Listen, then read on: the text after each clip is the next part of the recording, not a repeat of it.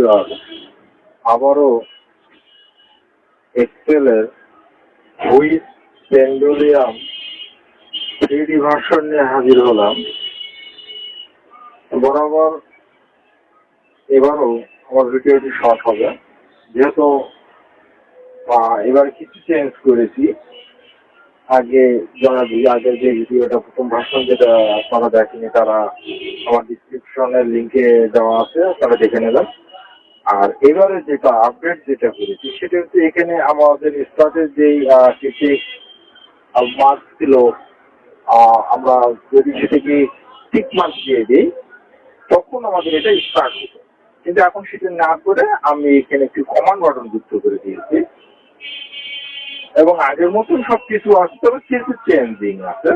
যেমন এটিকে একটা ফ্রেম দিয়েছি, তারপরে কিছু শো মিডল পয়েন্ট দিয়েছি এবং কিছু চেঞ্জিং করেছি, কিছু গোল বৃত্তকার বাড়িয়েছি কমিয়েছি, এমন ডাইনামিক ডেফিনেট 3D ডান্সিং পেন্ডুলুম। তো এখানে আমরা শুধুমাত্র একটি শিট ইউজ করেছি এবং কোড উইন্ডোতে যাই। কোড উইন্ডোতে আগের মতোই কিছু ছিল, আর কিছু কমান্ড বাটন সব জন্য কিছু যুক্ত করেছি এবং আগে যে ভার্সনে ছিল ওইটিও আমরা করে দিয়েছি। এখন আগের ভার্সনে ভার্সন 1 যেটি প্রথম যে ভিডিওটি ছিল ওগুলোর কোড, এখানকার কোড সেম একই, কিছু চেঞ্জ হয়েছে। তো আপনাদের কোনো কিছু চেঞ্জিং করতে হবে না, কারণ এই ভার্সনটিও আমি সম্পূর্ণভাবে ফ্রি দিয়ে দেবো। আমার ডিসক্রিপশনে লিঙ্কে দেওয়া ফাইলটিকে আপনারা ডাউনলোড করে নিয়ে কাউকে হুইচ করতে পারবেন। পেন্ডুলুম অ্যানিমেশন মানে কি এক্সেল। এবং আমি চিন্তা ভাবনা করছি যে আগামীতে আমি কিছু গেম এক্সেল থেকে কিছু গেম তৈরি করে দেখানোর চেষ্টা করব কোডিং এর মাধ্যমে। তো কথা না বাড়িয়ে আমরা এখন এটিকে স্টার্ট করবো। ড্যান্সিংটা কেমন সেটা আমরা একটু দেখি।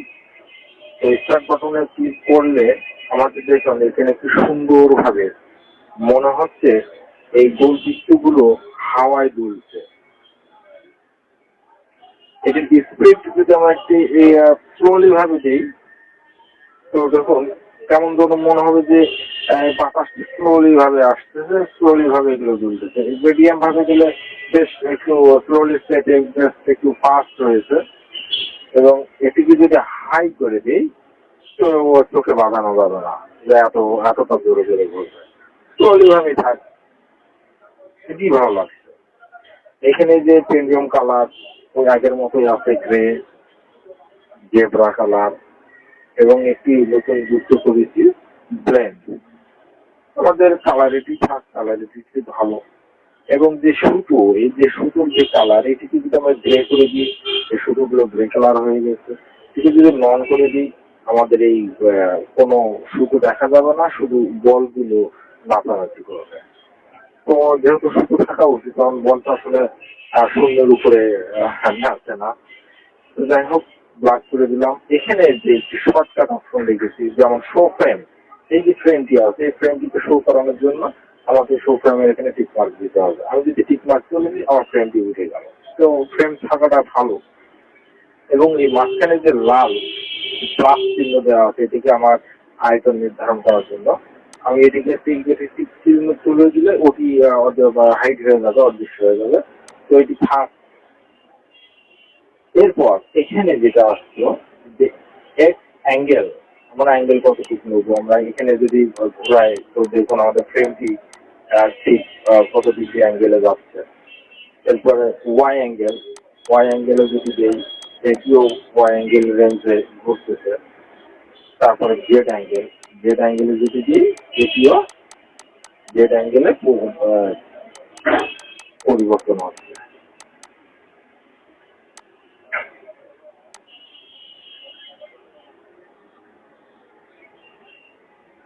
কত সুন্দর, তাই না?